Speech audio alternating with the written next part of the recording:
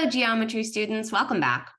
All right, today we're continuing our series on two-column proofs, and we're continuing to look at overlapping triangles.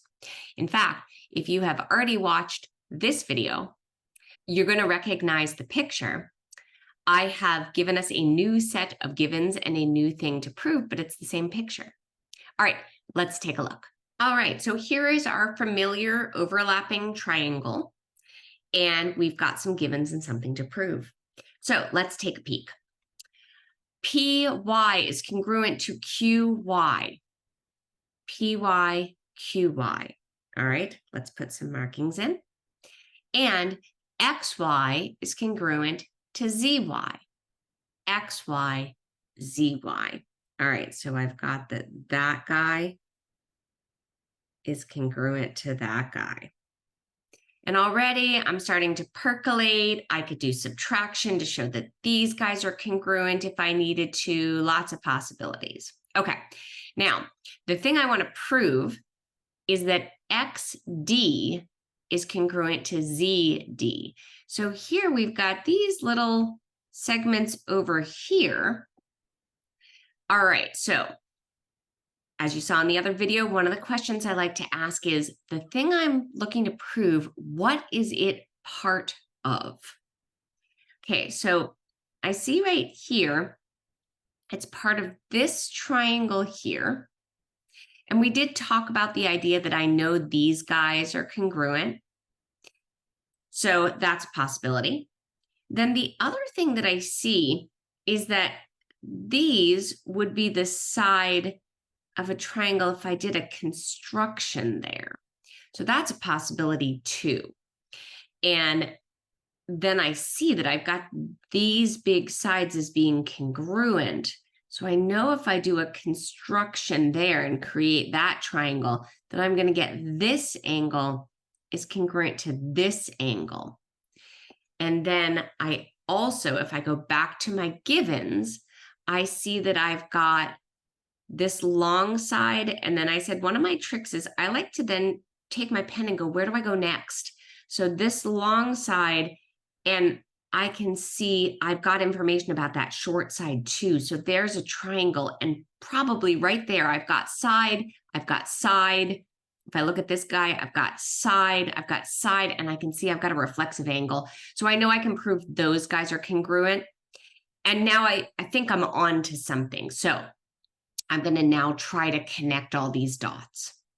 All right, so maybe the first thing I'm going to do is I'm going to prove this triangle is congruent to this triangle so that I can have all of my CP-CTC-ness with that. All right, so let's go there first. I'm going to enter my givens. All right, PY is congruent to QY. And as I'm writing these givens in here, I want to remind you, there are many ways to get to the end of a proof. If you watched my other video, you're probably already thinking, well, hey, we proved that this is congruent to this. So if we just do that all over again, then probably I've got some information about this and this. So yes, that is another way through.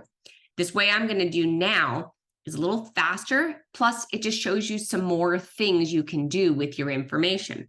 Okay, so there are my givens. So right now I've shown side, and I've shown side, and I'm going to go ahead and name this angle and get congruent triangles. So remember, Y is congruent to Y because, Y, sorry, I couldn't resist it, mom joke, because reflexive, right? Okay, and so now I can prove that triangle XYQ is congruent to triangle ZYP. Why? Because of side, angle, side. Okay, so I did all that. How come? Well, again, I'm looking for XD and DZ, and I'm going to go with this idea that if I can prove the triangles isosceles over there, then I can prove those two sides are equal. So the next thing I'm going to do is I am going to construct side XZ. So construct XZ. And now I'm going to say this side is equal to this side. I knew that because the given. So that means that this angle is congruent to that angle. Because why? Isosceles triangles, that's right. So I can now say that angle ZXY is congruent to angle YXZ because of isosceles. Great. Now, I've got these two big guys. If I could just get that these two small guys were congruent, then I've got that these are congruent because of isosceles. So what's in my way? It's these two. And what do I know about these two? Well, they are part of this triangle that I said was congruent from the very beginning. So next thing I'm going to do is I'm going to name that those are congruent. So that's QXY is congruent to PZY. And that's because of CPCTC. Good. And now, if I've got the big angles are congruent, and I've got that part of the big angles are congruent, then I've got that the remainder of the big angles are congruent because of subtraction's a thing. Okay, good. So that would be angle ZXQ is congruent to angle XZP, and that's because of subtraction.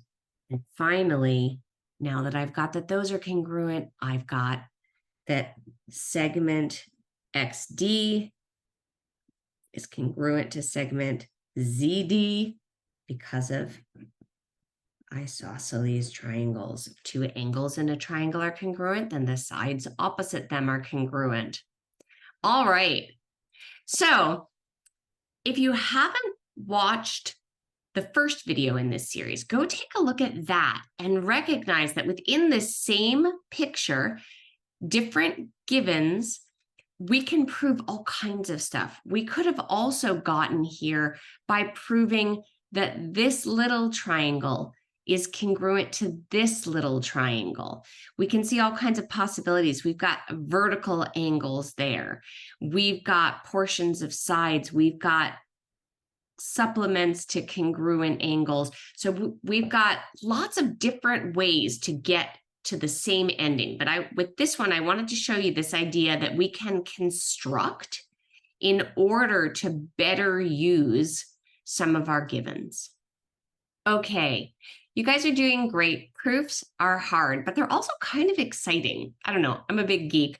I find that the many roads that can lead to the same place are very exciting because it allows for differences among minds to have ways to play and percolate. So watch this again, pause, try to come up with the answer before I say it on the video, and stay tuned for more in the proof series. And as always, keep mathing.